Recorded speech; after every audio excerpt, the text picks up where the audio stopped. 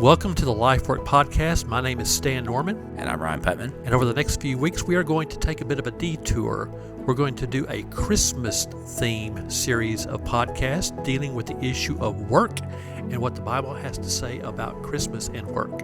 Absolutely. We're going to be talking about the work that the shepherds did, the sort of intellectual work of the Magi, and the work of motherhood in the example of Mary, the mother of Jesus. So we're going to have Christmas in blue-collar work, Christmas in white-collar work, and Christmas in the work of family.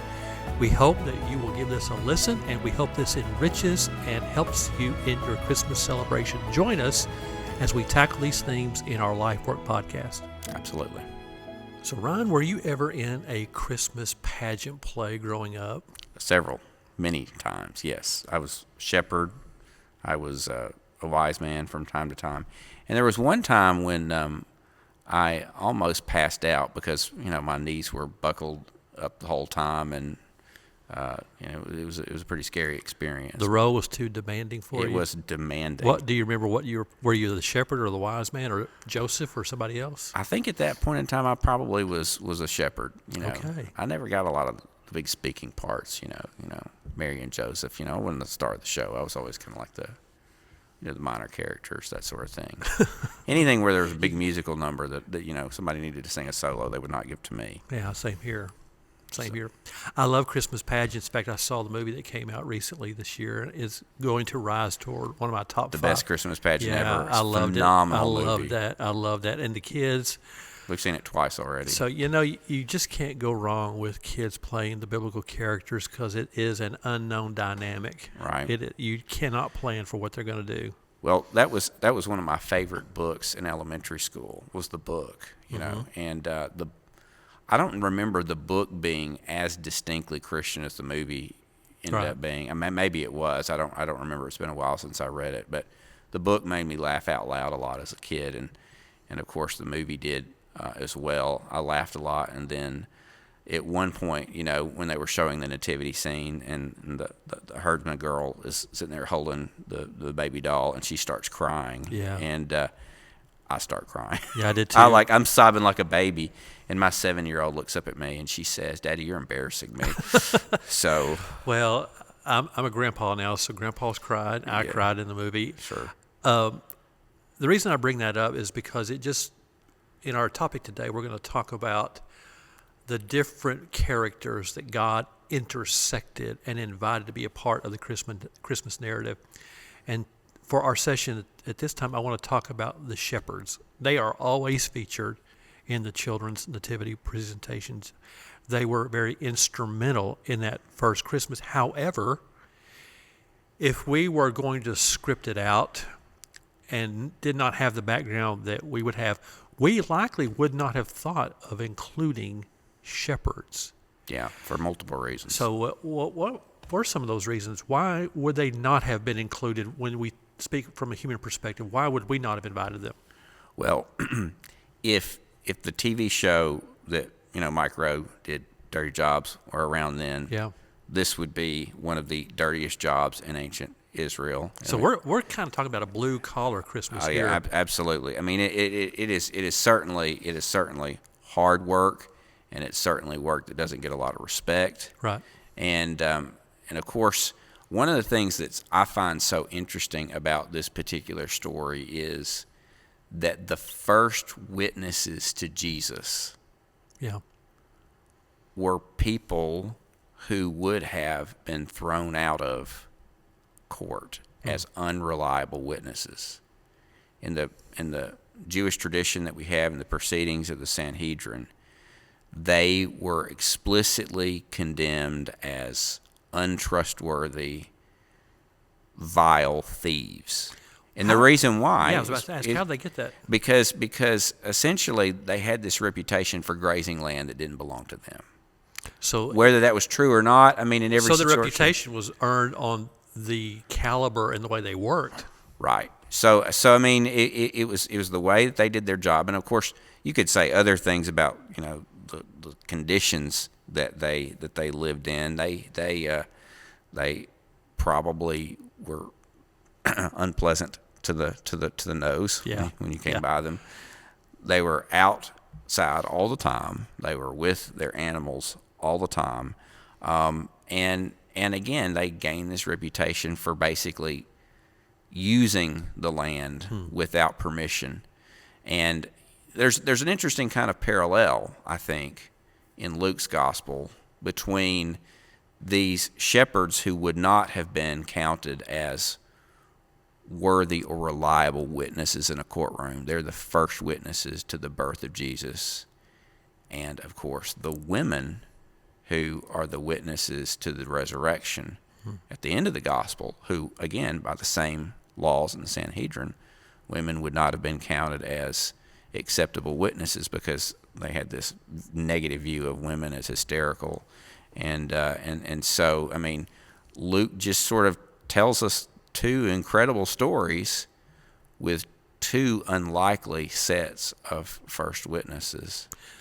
Going into the Christmas season as we are when we record this, and hopefully when our listeners download it and watch or listen to it, in Luke's Gospel, chapter 2, we have this very detailed account of these individuals being confronted by God, intersecting through the angelic visitation, that this incredible cataclysmic cosmic event is happening, and intersecting them in the place where they work, while they are working, intersecting a group of highly blue-collar guys who, as you have said, would not have been on the top 10 of the top 100 people chosen based on their vocation that you would want to witness, be reliable witnesses to something going on.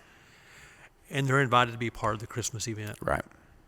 But God always had a special place for this particular occupation. He always had a special place for shepherding. And, you know, you look across the Old Testament, there's several places where shepherding shows up. I mean, Genesis 4, Abel was a shepherd, and of course he was viewed positively, where Cain was not. Cain was not. I mean, God called Abraham and blessed him with a wealth and livestock of sheep herds. I mean, and he was in the shepherding business, if you will. Jacob appeared before Pharaoh, and we reread in Genesis 46 that all shepherds were detestable to the Egyptians, probably for much of the same reason that the Sanhedrin later condemned them.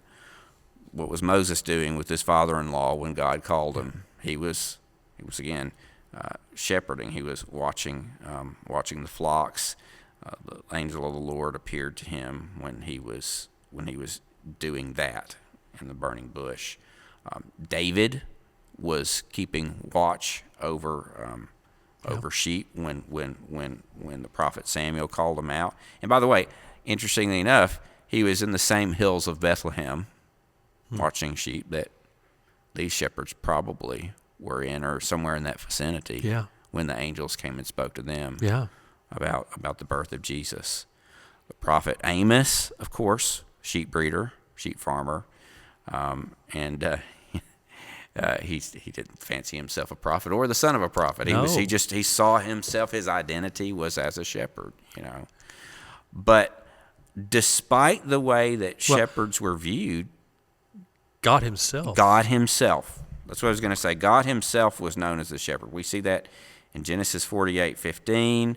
We see it in the 23rd Psalm, Psalm 80. There's other places, Isaiah 40. Jesus would embrace this metaphor. Jesus called himself in John 10 the Good Shepherd. And then, of course, Peter later on referred to Jesus as the shepherd and the overseer of our souls. So this matters to God, this particular vocation. But even beyond that, I think it's safe to say that even blue-collar people matter to God. Right. Those who do those hard jobs, the dirty-collar jobs, the outdoor work with your hands kinds of jobs, these people matter to God. And God will show up in that work environment and make himself known and make his purposes known and draw people to himself in that kind of work environment. Right. Absolutely. He does the same thing in the world today.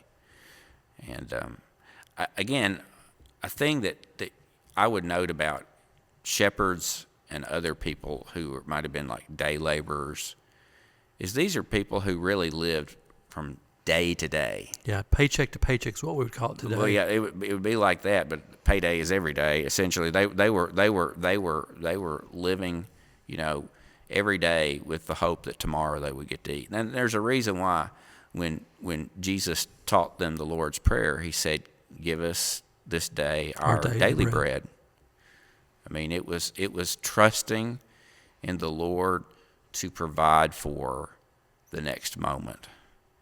And again, that would probably describe the vast majority of people in the ancient world in Jesus' day, save for, maybe some of the more educated upper class individuals and of course the aristocracy of ancient Israel. But it described most people. They were waiting on God to do something. They were waiting on God to provide for them. They were waiting on God to take care of their every need. And these shepherds were probably no different in that regard. So as we kind of come to a conclusion here, what would be some encouraging takeaways from this passage from Luke that intersect with Christmas and with meeting God in a blue-collar job? Well, first and foremost, God cares about what you're doing. Yeah. I think that's a big thing. No matter what anybody else might say about your job. Your job matters to God. Your job matters to God. And I mean, again, the elites, stuck their nose down at what they did. People had these suspicions. They didn't trust them. They didn't like them.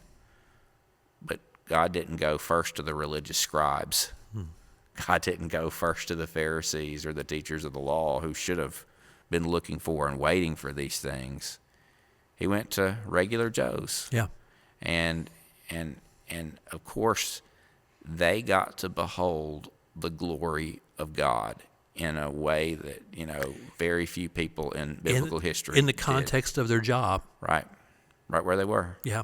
Right where they were. They got to see and behold the glory of God.